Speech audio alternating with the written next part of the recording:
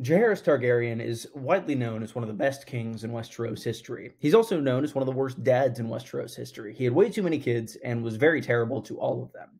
And according to WikiHow, the best way to get rid of a bad dad is to take away his influence. And that is what I am doing today. Instead of allowing him to abuse them, I'm going to rank them based on my completely objective and correct and factual opinion that is completely just correct in every means. There are 13 kids to get through today. There are many facts about all of them, so it's going to be a bit of a longer video, but it should be a fun one as there are a lot of interesting characters among Jaehaerys' children, and I'll be ranking them just purely based on how much I like them, which, as I said, is objective, is a fact. And if you enjoy this video, if you like any of this A Song of Ice and Fire content, be sure to subscribe to the channel. I'd really appreciate it. And yeah, let's hop into ranking Jaehaerys' 13 children from least good to most good. So, first up, last and least, the 13th ranked child is also Jaehaerys' firstborn child, Aegon Targaryen. He was born in 152 AC, and as I said, was the king and queen's firstborn son. Unfortunately, he only survives for about 3 months, so he doesn't really get to do anything or have any agency or personality up to that point, unfortunately, as many 3-month-olds tend to not have those things. And overall, I'm just not a huge fan of him for a few reasons. Well, firstly, just not having a ton of time. Secondly, the name Aegon is pretty played out. At this point, he's only, I think, the third Aegon to exist in terms of the historical record. But still, it starts a trend that kind of gets annoying after a while. And third, I'm not a huge fan of Jaehaerys naming this kid Aegon, as he's named after Jaehaerys' older brother, Aegon the Uncrowned. And I do think that Jaehaerys probably would have done better to name a kid after Viserys, his other brother, his younger brother, who was tortured to death by Maegor. It always seemed as though Jaehaerys and Viserys were quite close, and it really doesn't make sense to me that he'd name a kid after Aegon, but not name any of his 13 kids after his brother Viserys. And I know you're going to say that he had a grandkid named Viserys, but 11 of his 13 kids were born before his grandkid Viserys, so he could fit one in here or there. So Aegon the Uncrowned, definitely okay to name a kid after him. This kid ended up as Aegon the Very Uncrowned, as he only lived for 3 months, but overall, that is why he is at the bottom of this list, unfortunately. Coming in 12th place is Valerion Targaryen. Born in 77 AC to Jaehaerys and Alysanne, he's one of their later children, second to last, I believe. He survives longer than Aegon, but not by much. He dies within 2 weeks of his first birthday, which is quite unfortunate, as he was quite kind of sickly, and given the fact that he was such a late child in Alysanne's life, it ended up harming her a fair bit as well. Overall, the only reason Valerion is so far down here is I don't really like his name, similarly to Aegon. It's not as repetitive as Aegon, but Valerion, while also dealing with the Valerians and the Valyrian culture, if this guy married a woman who was of House Valerion, that would be, and named a son after himself, it would be Valerion the Valyrian. And I'm not a huge fan of that in terms of having to keep track of these things to make videos about. So yeah, Valerion Targaryen, wish he'd lived longer, as is the case with these young kids, but unfortunately he did not. And because of his name, he is down near the bottom. In 11th place, we have the last of the infant deaths, that being Gaemon Targaryen. 11th child of Jaehaerys, and generally also a sickly child, lived actually less time than Aegon, with less than 3 months. I do like the historical elements of his name, though, named after Gaemon the Glorious, the greatest of the Lords of Dragonstone before the conquest of Westeros, which is quite cool. And another character whose name is Gaemon also crops up later in the story in Fire and Blood, and I like that character quite a bit. So keeping the name in the historical record, pretty good on Gaemon for doing that. In 10th place, the first Targaryen on this list to survive infancy, Visera Targaryen, was the, I believe, 10th child? It's a lot to keep track of, this video. 10th child of Queen Alysanne and King Jaehaerys. She's described as very beautiful, very typical for a Valyrian Balon, despite the fact he had already been married to his other sister, Alyssa, which is very gross, but still, not a huge fan. She was assigned to be married off to one Lord Theomore Manderly, Lord of White Harbor. I do love the Manderlys, but she was not a big fan. She ended up running away, slipping past the guards, and essentially trying to have one last night of fun. But it does not go very well, as she is riding on her horse with a couple lordlings and young knights and gets kicked from the horse and breaks her neck, which, for some reason, that death is just very disturbing to me for some reason. It's very graphic in my head, so not a huge fan of that. And Visera Targaryen, it was a fairly visceral death, so that does make a little bit of sense in terms of Martin's naming of everything. But overall, Visera is a good child of Jaehaerys and Alysanne, but not anywhere near the best. Come quick! Not now, Fonzie. I'm looking for Gonzo. He's up next. I need to know. It's Gonzo. He's dead. He's what? Oh, Kermit, it was terrible. He was practicing his cannonball sketch and he shot it to a wall. And he went clean through, leaving a hole proportionate to the size of his body, right? That's what we expected, but when he hit the wall, we heard a snapping sound that he just fell limp. Oh my god. Coming in 9th place, we have Daenerys Targaryen, the second-born child and first-born daughter of Jaehaerys. She is someone who is very, at least in my mind, related to Daenerys Stormborn from the main series, as both of them have claims to the throne that might end up getting overlooked for a male relative. And that's a big reason why I feel sympathy for Daenerys here. Though, unfortunately, she's another child that doesn't really survive very long. She lives about 7 years until she catches this disease called the Shivers, which ends up killing her fairly quickly within about 2 days. It's actually kind of sad. Jaehaerys demands that a dragon be sent for in order to keep her warm, but it is not able to be done in time, and she does not survive the illness. Overall, I do think it's quite interesting how few of Jaehaerys' children end up actually claiming dragons, as there seem to be quite a few of them at this point, as noted in Fire and Blood. And by the time of House of the Dragon, there are a lot of dragons around. So, really weird that more children aren't hatching or claiming dragons. But maybe that would have helped Daenerys had she had one. At the 8th slot in our list, we have Ghael Targaryen, the final daughter of this royal pair. She's called the Winter Child, which is quite a cool title. And she does live a fairly long time, our longest-lived child so far, in that she's about 19 when she dies. She is the last born child, as I said. She was born to Alysanne in the year 180 AC. She's fairly sickly due to just being so late in life when Alysanne had given birth to her. And she's said to be a very just nice girl throughout her time. Though, however, she does have a lot of parallels to one character in the main story in particular. She's kind of an Ashara Dane parallel, as the cause of death is initially thought to be summer fever. That's what is proclaimed to the court by the royal folks, by Jaehaerys. But Jaehaerys was just trying to hide what the actual cause was, as he really didn't want it to get out that his daughter had whatever had happened to her. And what actually had happened to her was that she'd been seduced and impregnated by a traveling singer. At that point, she'd given birth to a stillborn son, and overwhelmed by her grief, she walked into Blackwater Bay and drowned. Kind of The Awakening vibe there, if you're thinking of my high school English class like I am. But overall, it does very much parallel Ashara Dane, who has a child who is stillborn and then ends up supposedly throwing herself off a cliff. So I think this is very much Martin kind of giving a wink to the fact that kind of these events do echo throughout history, and we get similar stories as A Song of Ice and Fire goes on, both from back 100 years ago and the present. Number 7 is Daella Targaryen. Daella is one of the more unremarkable kids of Jaehaerys and Alysanne, to me at least. She does have certain remarkable traits about her. She is married into House Aaron and ends up, and that is pretty cool that she's able to continue her line that way.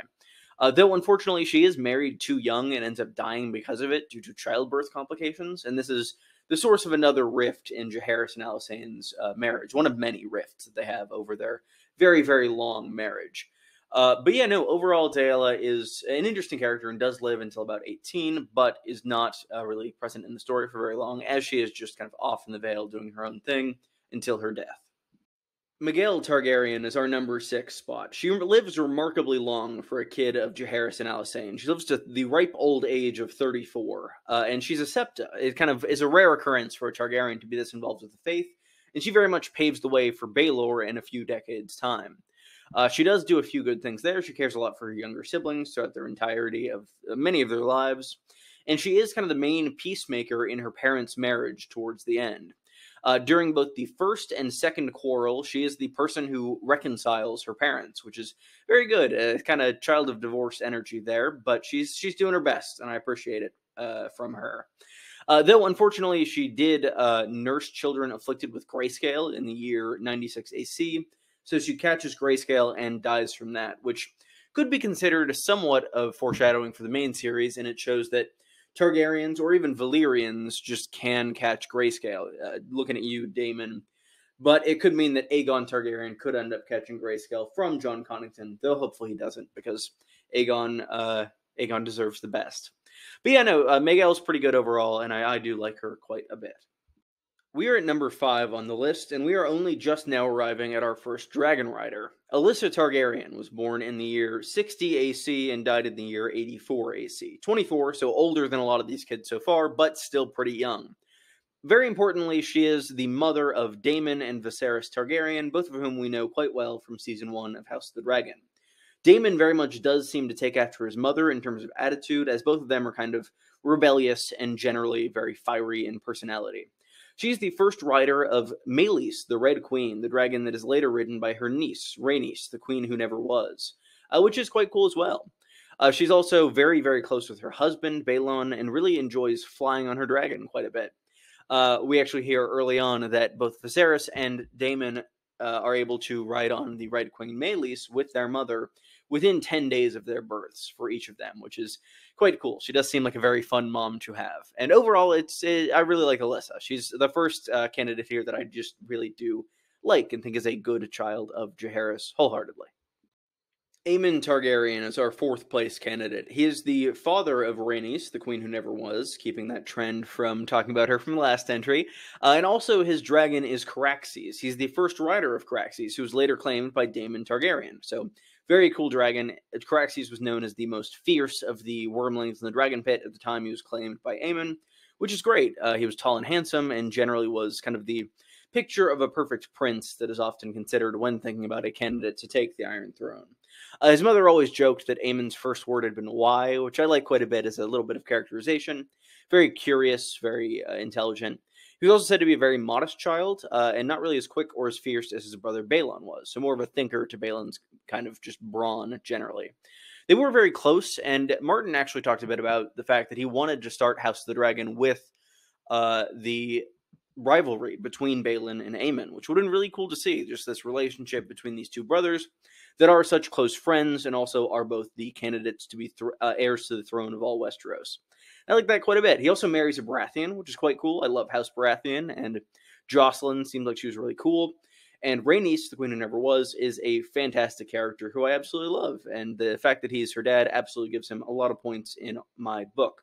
Unfortunately, he does die young, and this contributes to the succession crisis that Jaehaerys faces when he is shot around that, but overall, Aemon was a great guy when he lived, and yeah, he's poor Vaegon Targaryen. He's our number 3, and he just kind of has the short end of the stick in life. He's known as the Dragonless, but as we've gone through this list, a vast majority of Jaehaerys' children do not have dragons, so I don't really know why he specifically is being picked on.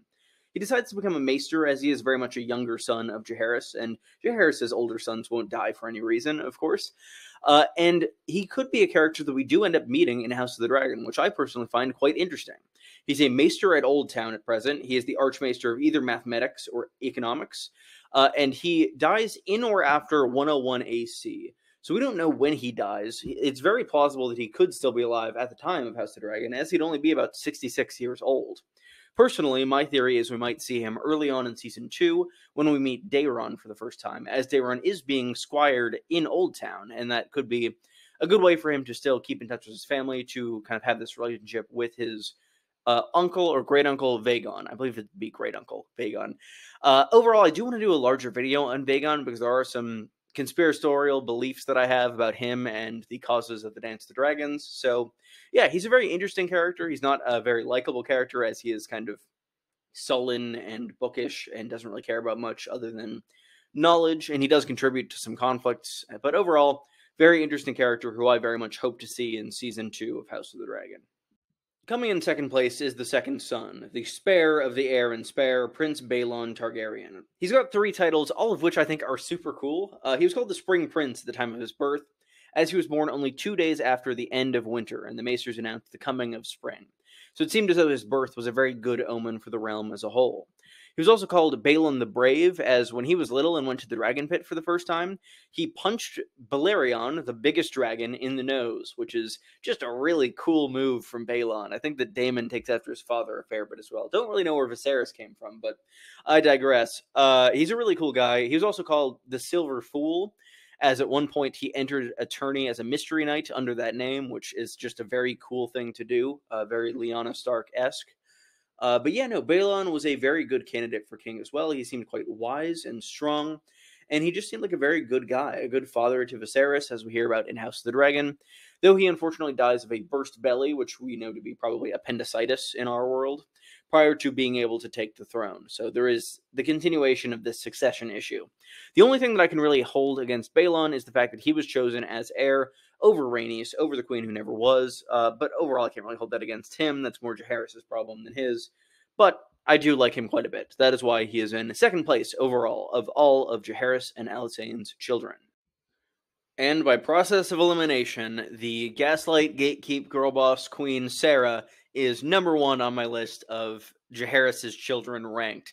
Sarah is really cool. She is someone who is fiercely independent, and that very much clashes with her father and his ideas about just how men and women should interact. He's very much someone who is very traditional in his beliefs, and Sarah very much tested the limits of what exactly her freedom could accomplish as a princess of the realm.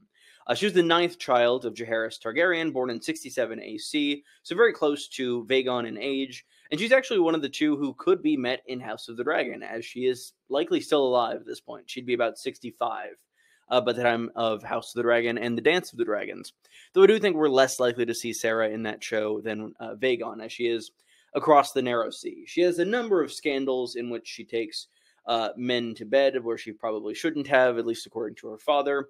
And it leads to a really cool moment where Jaehaerys duels one Lord Beesbury. Not the one on Small Council of Viserys, but I think a great uncle to that one.